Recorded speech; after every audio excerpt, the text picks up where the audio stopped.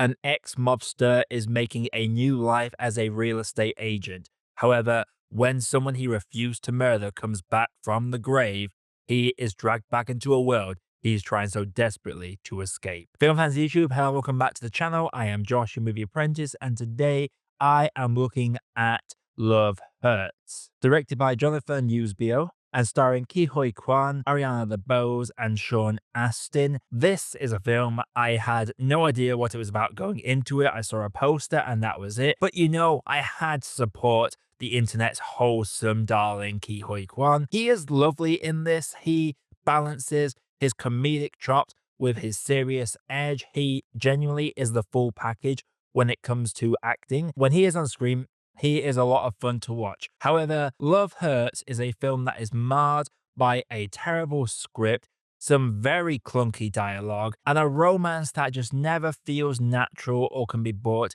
in a realistic sense. It is a film that embraces a sort of old school action movie type where it really embraced a campiness and it dove into the idea of henchmen just having these BS conversations about their personal lives outside this life of crime that they are living. This film could have been a lot stronger. How we had more scenes like a sequence in which he is trying to sell a house and seal a deal while someone is trying to kill him at the exact same time, bouncing between fighting and then going back to the prospective purchasers and being like, it's fine, I'll be back in a moment, just wait right here. That stuff was great. Like, that entire sequence was the highlight of the film for me. But unfortunately, this film has some very questionable choices along the way. For example, there are moments in the film where we have voiceovers talking to the audience, telling us a character's thoughts. It feels very theateresque, where someone will project their inner thoughts and feelings for the viewer, which is a great tool in stage plays and theater because you are projected to an auditorium full of people. But in film, it does not translate well. It works better to see these characters act out these motivations. It is just telling the audience what their motivations are and what their thought process is. And as a result, that means that it feels very cheesy, very hammy. It just does not work in a film setting. And it is a very bizarre choice for the film to make. Ariana DeBose is a great actress. She has won the Oscar for a reason, but in this, I feel like she was very bland. Her character was just very boring. It felt like she only existed to smile, be the chaotic opposite to Huy Kwan's character. Half the dialogue is pressuring him to leave his real estate life, which he is very happy in and is very well established that he is happy within this. And the other half is her delivering witty lines and dropping some Hail Mary revelations that kind of come out of nowhere. She could have been doing a lot more in this, or the character could have been a lot more fleshed out. It was a very frustrating element to sit through. There are a couple of henchmen in this that are fun enough to watch, but the film kind of discards them and brings them back later on. Like, this film has a bad habit of forgetting about characters and only bringing them back at the last minute for a tiny little bit of payoff, and it just did not work for me. Astin is good in this as the mentor to Huy Kwan's character, though.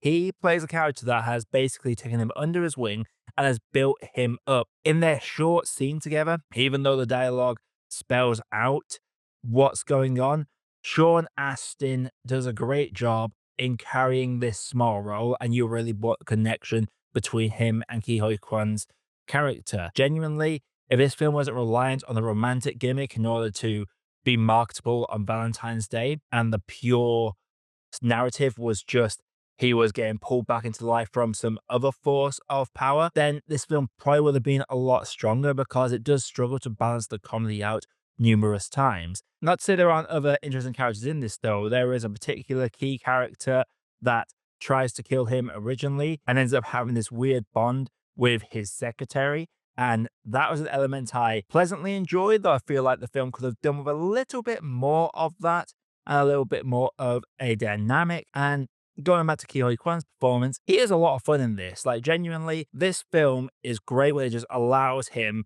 to be this very happy, wholesome individual. Like, he is so much fun to watch on screen, but the film pulls him back so many times and drags him down with some very poor dialogue, and that for me made it a very frustrating thing to watch. As for the villains in this, I did like the main villain. I thought there was an interesting dynamic to be had there. Just wish we got a bit more of interaction between the antagonist and our lead in this. But some of the other side antagonists, they're just too many cooks in the kitchen when it comes to forces that our leads have to go against. There's a good 4 or 5 antagonists that are henchmen and above level that genuinely make it feel very overcrowded for a film that's 90 minutes long.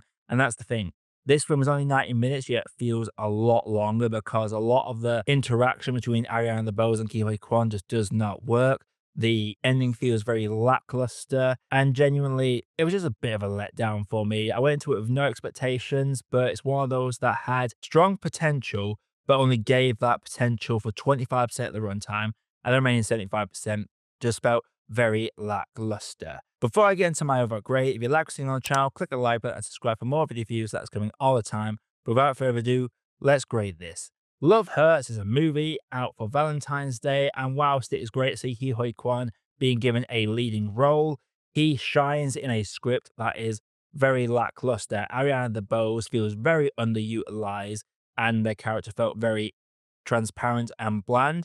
Sean Astin was really good though. Honestly, I'm watching this thinking, have we had a Jim Ross biopic yet? Because I wouldn't mind a Jim Ross biopic with Sean Astin playing him, because I really enjoyed this character. It felt like I was watching Bob from Stranger Things all over again. The antagonists were a mixed bag, but the way that the film takes time to have the inner thoughts of a character speak directly to the audience was very hammy. And whilst the action set pieces were good, as to be expected from it being directed by a stunt performer, I thought those elements were really good. Apart from some cool fight scenes and some interesting comedy, a lot of it feels very flat and undercooked. So I'm going to have to say that for me, Love Hurts is a film that has too much milk.